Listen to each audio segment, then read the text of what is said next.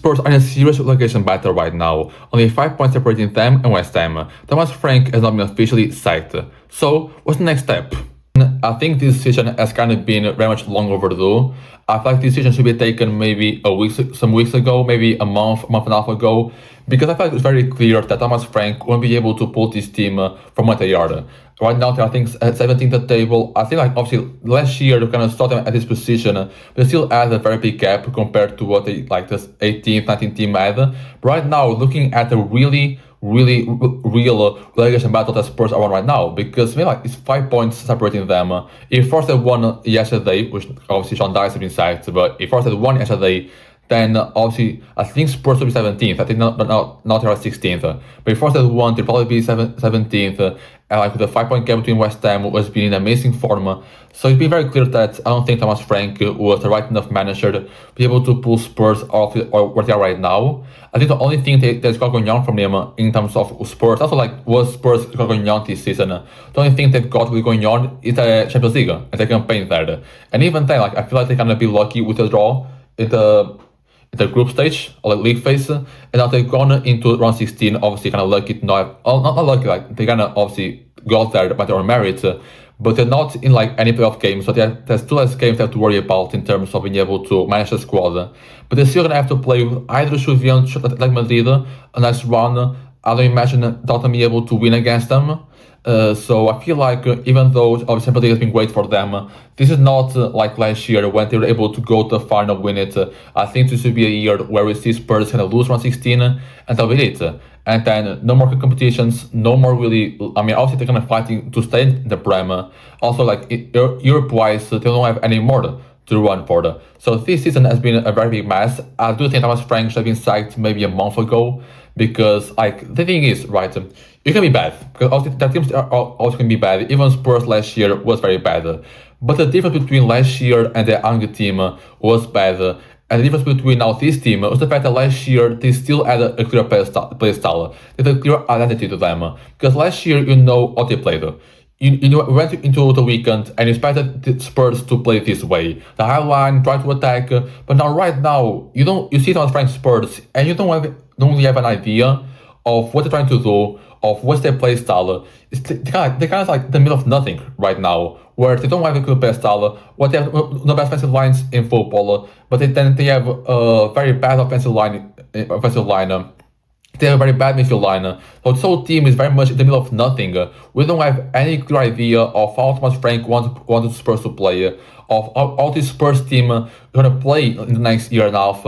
Like obviously with Ange, there was this direction, this was this vision he had since his first year, like since he first came to Spurs, with this vision of him wanting to play a high line, this intensity, pressure kind of football. Right now, that disappeared entirely, and we have no idea how Spurs want to play. If they want to be more kind of have more of the ball, I feel like that's kind of for Tottenham, that's kind of their goal is, but their team is not good enough to play with the ball for a long time.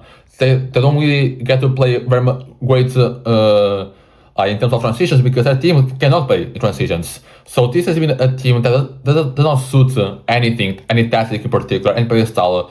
And even the manager in general has failed to kind of establish identity, environment here to try, at least for the fans, to able to kind of look forward to. Because I think the worst part about Thomas Frank being at Spurs is the fans have come into, have watched this team play, and they see nothing. Like they don't see any excitement, they don't see anything to look forward to next week. So that's like, for me, that's been like the biggest mistake that Thomas Frank has done for this team, not being able to make this team have a plan, right? Otherwise, both offensively and defensively, what this team was bad at. But defensively, their scheme in most of the games was really a shame. So, right, I mean, this is the game against United. I'm going to use this example. In the first half-hour result of this game, it kind of very much shows how bad the Spurs were defensively. So, obviously, Man United is a team that wants to go into this front three as quickly as possible. A lot of times, when United has the ball here, obviously, Spurs will go on to play this 4-2-4. Kind of defensive formation. Obviously, Conor Gallagher will come in with Solanke in the front two, have Sarri playing here. Also, a lot of times, kind of man mark Luke Shaw, you have Xavi Simons on the left, then you have the normal back for the here out. The one thing you notice of immediately is the space that Bruno Fernandes has. Bruno Fernandes is a guy that loves having the ball. He's probably the most dangerous player in the Prem right now with the ball in his feet. you can't give him that much space. And Spurs were very bad at not giving him space because every single time you have this much space to work with. And the thing with Spurs, right? You're playing this 4-2-4 formation. For the red card for Romero. Also, when it's at the ball, what times not to be able to kind of put the ball here onto a fullback, right? In other words, marking me here. Thing is, right now, you have, I mean, if my main nose is to come here and call this guy with him, look at how much space this gets. You have kind of Cunha is able to go here and combine with Fernandes, or a lot of times you have Fernandes come here, be able to kind of have that direct pass to him. Even if you want to play to the sides, you can still play to the middle with this team. Then obviously the ball will be here, not this. The ball will be here to Maguire or Martinez. I mean, also you can have kind of this long pass here to Fernandes, or maybe a lot of times what happen is either Fernandes will drop in, giving this like 3v2 situation in midfield, or a lot of times you can drift him more to the right, just Cunha be able to come here into the middle. This guy wouldn't accompany him. They have like a 4v2 box here. Like, see, like, because then if the ball, like, because we see here, you have the ball to him, you have here 2 options already. Because this guy can come in here, you have one option here, and then you have this much space to attack. A lot of time, like, in this game, Natia has so much, like, time with the ball in this front 3, so much space with the ball. Defensive Spurs were really, really bad. Now, at times you press if the ball trying to defend high in the pitch, they were very miserable at doing so. And this has been something that's been an occasion for a very long time. As Spurs. And obviously you kind of think that maybe if that this outline approach or this like pressing football approach doesn't really work, they kind of go more towards more of a low block, right? The thing is, right, I don't think this team suits a low block. Because look at the back four they have, right? Pedro Porro was a guy that if you want to play a low block, I think you're going to be more exposed to 1v1s in kind of low blocks than you kind of have to consider a ball in a very nice position. I think Romero and Van de Ven are 2 defenders who defend very well, or play very well in offensive line with a lot of space behind them. Because first of all, Romero is very aggressive. Romero is a guy that loves to come out of his own line, try to attack the players, like against the Smith red card was something like that. Also, was in the back line, want to be aggressive, obviously done that wrongly, and got a red card. Ivan de Ven is someone whose space is a very big factor in this game defensively. And in a high line, it would be amazing at that because obviously space would make him so easily be able to defend those balls behind. And Romero wanted to try and come more as aggressive defender of the line. Van de Ven would be a guy to be amazing as he's coming behind him, clearing out the balls that go through him. So those 2 guys would be a very good combination of trying to play in a high line. In the low block, those 2 guys are really aggressive, not really that great. Obviously they are still very good, but not that great as their potential does. In terms of being able to play with less space. And then look at like the line of midfielders, right? Because they have Gallagher, Palhinha, Sarr, Bentancur, Bissouma, all those guys, Archie Gray, Bergval as well. You have so many guys who are amazing ball winner duels, or guys who are very good physically. So obviously in line, when they have a lot of space to kind of defend, they won't be good at it. They're going to be very bad at it. So you can't play in that line with those 2 midfielders playing that midfield because none of them, or none of those guys in Spurs are able to defend that line in that midfield. But then, like, defensive line doesn't suit to a low block, but then midfield line doesn't suit to a line. So you have a very big difference between the midfield line and the defensive line as well. Also, talking about defensively, this has been something that obviously has kind of come across the point right now with Spurs, kind of being recent. Conor Gallagher, I don't know why Thomas Frank tried to put Conor Gallagher as a striker in the press. Maybe that's some games where the team will play a single pivot, where maybe Thomas Frank played Gallagher as a kind of number 10 in that information with the price. But talking about the guy, obviously he's a missing presser, so I know as to why, maybe there's a reason as to why I want to put him more in the first line of pressing. But still, it's a guy that in the midfield is going to be very strong, he's a missing window duels. I don't know why you want to put extra body in the middle, because like, at least like, for this game, for example, Nati is a team that obviously works very well to the middle. But there's Cunha, Bruno Fernandes team that loves to work to the middle because they have so many good players there. If like when the ball comes onto wing, Amad Diallo, just Cunha, all tend to kind of drift more inside. So knowing that, why do you go out in the press in the first line with 4 players instead of trying to also defend more in the middle where Nati wants to have more of the ball and put Gallagher in as more of an extra body in the midfield and then trying to kind of obviously do that. Maybe like playing a 4-5-1 would be more smart because then kind of have 2 more extra bodies in the wings trying to deal with like maybe drifting inside, etc.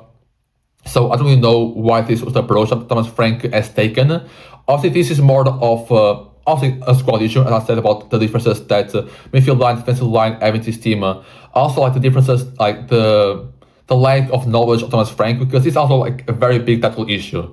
Offensively, you can still kind of get away with it by having good players. Defensively, you need to have a clear system, a clear tactic, especially when it comes to pressing and already low blocks. So when you see like Spurs trying to press some teams and working out as bad as it did in this game, just shows how bad Thomas Frank in terms of being able to build defensive schemes. Like I said, offensively, it's something that obviously Spurs has also been being very bad at. As I said, it's kind of more of an individual thing to some points. And again, this is as well more individual thing offensively. And the problem, again, resides on the midfield line. Because this team, obviously, not on the front line, you still have some very good players there. Obviously, Kulusevski going to be there when it comes back. Xavi Simons, Kudus, obviously, two are very good attackers. Even like Richarlison, Solanke is an amazing striker. Also, now he's come back from injury. We've seen how good he's been playing for Tottenham and for like, 2-3 games since he come back from injury. He's been an amazing piece to add back to the squad. I have Tel, Oliver, they have some pretty good players. Obviously, not really finished players, but players who are at least interesting on an offensive term, and players who can still kind of build a good offense with. But the problem about offensive about this team, again, is the midfield line. Because if you want to try and score games, obviously you have two options. You can kind of have a slow build-up phase or try to go to the right. And a lot of teams want to go to the right are teams going to have them more of an outlier. Like, right, I'm talking about the right in terms of being able to play long balls, right? And when a team wants to play long balls, you need to have like an outlier in the attack. A guy like Westwood or something like that, kind of big physical, Gabriel Lewin or Barry Beto. The guys who are kind of obviously big weight, every single ball is back into the goal, kind of get into the chest and try to play out of it. But Spurs don't have that. Richarlison, Kolmuani kind of to some extent is able to do that job, but those two guys are not guys who are great at doing that. Not being used as those outliers. Also, Solanke now maybe is a guy that's more suited to that role. Even though I feel like kind of wasting the potential or the talent you have on this team to try and go direct with the long balls. So the best solution for you offensively, try and be the best team possible, would be to then try and play a more slow to the face, or try to at least direct, but still going through your defenders and midfielders. And then the thing is about midfield line is you have no one there in the middle who's able to pass the ball or able to make line-breaking passes at a good enough rate. Gallagher, Bentancur, Palhinha, Gray, very well. All the guys you can possibly imagine are not good at getting the ball in the little pivots they usually play with and get the ball in Xavi Simons in number 10 on the striker onto the wingers. Not good enough to do that. And so Spurs having that problem, not being able to play to the middle because of the midfield line being this poor. Obviously, this winter they had the opportunity to kind of fix that with maybe, I think like Hackney, his name from Middlesbrough, Hackney, but then they brought in Conor Gallagher, who obviously offers none of that. But still, then the solution to go for Spurs offense is trying to go to the wings. Try to put the ball onto Odogi, Puerto, and Spence, trying to build on from there. The thing is, right, the wingers you have, Arda Vitel, obviously Albert is a opposing case, opposite case, Tel, Kulu, Xavi Simons, even like Brandon Johnson as well when left this winter. Those are all wingers who want to kind of have the ball in more inside areas. We prefer to kind of play more inside as inside forwards. And we're trying to play through the wing, you kind of have to also have those wingers kind of give you width. So you're forcing Kulu, Xavi Simons, Tel to play be more wider because your midfield line is not able to pass the ball at a good enough rate for you to be able to have a good enough build of face to kind of give you some support offensively. And that obviously, like, again, offensive I feel like is more of individual issue, even though Thomas Frank kind of had a better job at that. And defensively was more of a Thomas Frank issue. So I feel like this team has done miserably offensively and defensively to the point that, again, I don't really see any big strengths from this team. Obviously, I've been here talking bad about Thomas Frank, but I do think that a lot of his faults are on him. I think like Spurs, I feel like obviously we got the interview with Ank today, yesterday with the overlap, talking about Spurs and what happened with him behind the scenes. Also, kind of obvious already from us. Like Spurs fans, like the majority, already knew what's happening with Spurs when Ank talked about that. But the thing is, like, Spurs is a team that obviously is part of the Big Six, right? To talk about this Big Six, top six, Spurs is one of those teams.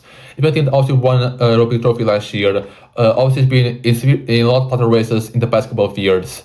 And this is a team that does not act like they are one of those big clubs. I feel like the lack of ambition is very clear nowadays. I mean, their signings, like, what's the last time you kind of remembered Spurs trying to bring in a really marquee signing? I mean, let's be, I can imagine, I can envision like bringing a player like whoa, this player is gonna be amazing. And remember, maybe like James Madison from Leicester, or I mean, I don't put Kudus or Charlie Simmons into that category, right? I feel like both those players came with a lot of questions about them when it came to Spurs.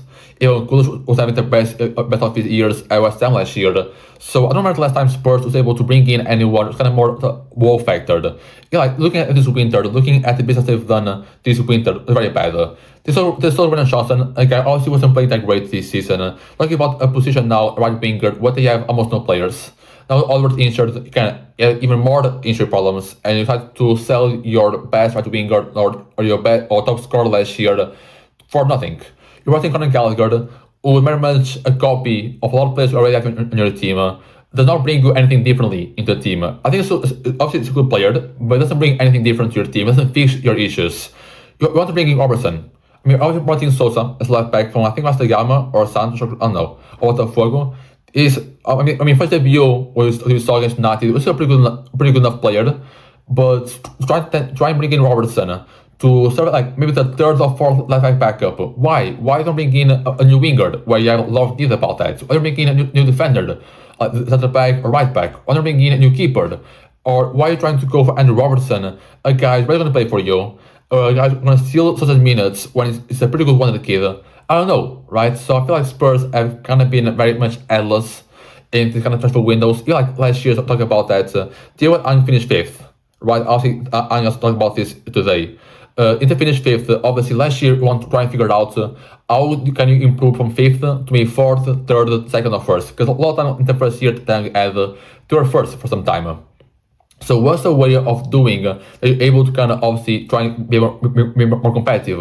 Obviously, didn't get to play football, so the money really wasn't there at the highest level. But still, but in Solanke, I like as a player, I like as a good player. Then you brought in Bergvall, Archie Gray, and Alberts. None of those guys really proven. Albert had an okay year Burnley before. Bergvall came from Sweden. Archie Gray came from playing Leeds in the second division. So I mean, none of those signings can impress you. None of those players can show you that this team is wanting to improve from fifth place. I thought that kind of clinical ambition from a team has been very clear for a lot of time now. I thought that's kind of the main issue with Spurs. Also, the manager has been a very big issue, but the board is also is playing a very big role into why this is happening for Spurs. Then looking at managers, right? Which manager is able to come into this team and be able to fix them? I don't think any new manager is going to come in here and do better than like what Michael Carrick is doing at United, for example. Being able to win 4 in a row, being able to 4 in 5. I don't think any manager in the world can come to Spurs here and try to make that happen quickly, because even this team, I mean, individually it's pretty good. I mean, they have great individuals. As a whole, it's not great. So I don't think like as a manager in the world is able to come in here and make this team a whole lot better. But I feel like the one requirement you need to have for your manager right now is to come in your team and have a clear identity, a clear play style for your team. And that comes maybe Xavi Alonso, Ronald Mourinho even, Maresca, the Serbi. You have so many managers here that are able to come in your team and give them a clear play style, a clear identity to your team. Also, I feel like Xavi gonna be a very good candidate. Someone's been out of Xavi for quite some time now. Obviously, been in Barcelona, won Barcelona, gonna come here as Dortmund and try to play his way of football. Same time, does that midfield gonna give him the ability to play that? We don't know. I mean, Xabi Alonso, I don't know if he'll take that. Obviously, go from Madrid to Spurs, I feel like it's gonna be a very big step down. And if it's like more than half a year, be able to get a very good job elsewhere. Ronald Mourinho, someone wouldn't mind. I feel like their team is best Spurs doesn't really. I mean, also I feel like they fit that 3-4-3 formation. Also, all the question marks about that formation being able to work in Premier League, or if it was more of a squad issue. We don't know. I mean, Maresca as well. Someone that came to Chelsea, more of a struggling team, be able to kind of build them back from the block, be able to kind of make them into Club Cup winners, be able to make them top 4 contenders. I like that. Same thing goes to Club Serbi. He has a great CV with Shakhtar, with Sassuolo, I think Sassuolo, Marseille, Brighton as well. So he's someone who can come in as Spurs, also be able to do that job. So I feel like Spurs have so many options. I mean, obviously it can be wrong, because they can kind of bring in someone out of his 5 and fail miserably. I mean, we saw Nottingham Forest now, Sean Dice and bring in Vitor Pereira, a guy who failed miserably so with Wolves during this season. So I don't know what to think about that signing. So I do think it's a role where Spurs is able to kind of missed his signing, or they like kind of showed like clear lack of ambition and not really trying to bring in one of his main managers, or not trying to play as much to bring them in. I feel like obviously kind of all depends on which manager going to bring in. Hopefully some of these five are the best five you can possibly find. So hopefully Spurs, obviously, this is a situation for Spurs that won't be fixed in half a year. This is not something like looking at the summer with a new manager, I'm going to think that's going to be fixed. It's not. You're going to take some time, take some money spent as well, transfer window, being able to bring in great players. And even the best players you have into the team right now were not players who were bought from like when they were that great.